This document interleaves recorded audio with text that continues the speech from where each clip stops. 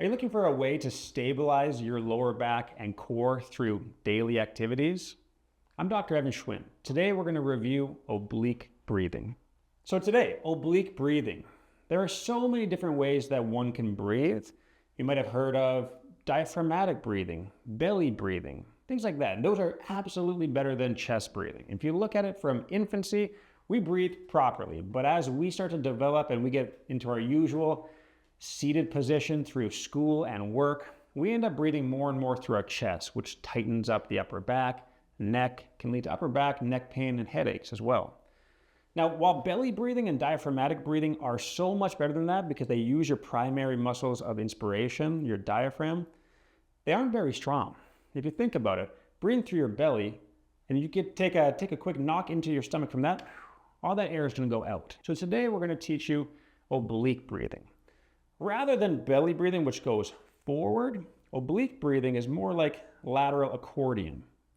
When you have that, you fully inspired through there, your core is actually going to be super stabilized because you're using your deep oblique muscles. I'll show you how to engage this. We're going to get onto our back just to unload the body so it's a little bit easier. Now, how do you find the correct spot?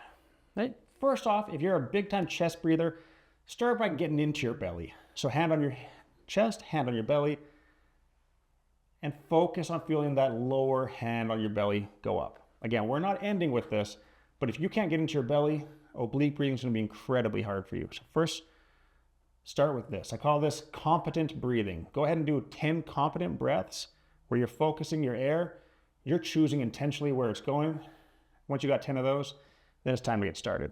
So for the obliques, take your fingers to find the right spot. Start at your belly button, then go to the absolute side of you.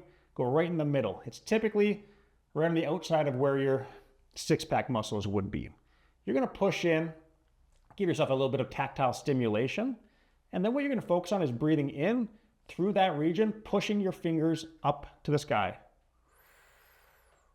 You want to feel that symmetrically and equally on both sides. Sometimes initially you might feel it more on one side. That just means you're going to have to do a little bit more work, and you're going to push in a little bit deeper to get into that.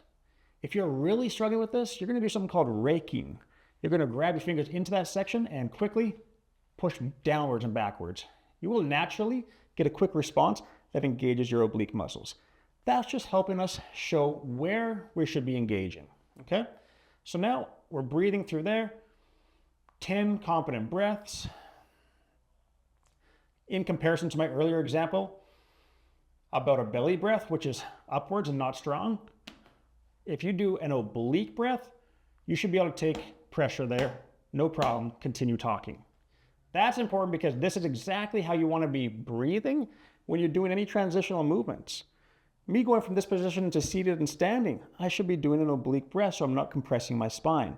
Exercising, squatting, deadlifting, playing sports, they're all critical. So initially, it can be very challenging to figure out how you can properly breathe. And it might even feel like you're almost drowning because it's so hard to get that full breath in. Stick with it though, because it's worth the journey to be able to get full inspiration and have a strong core and spine while you're moving. I hope you enjoyed today's session. Thanks for watching.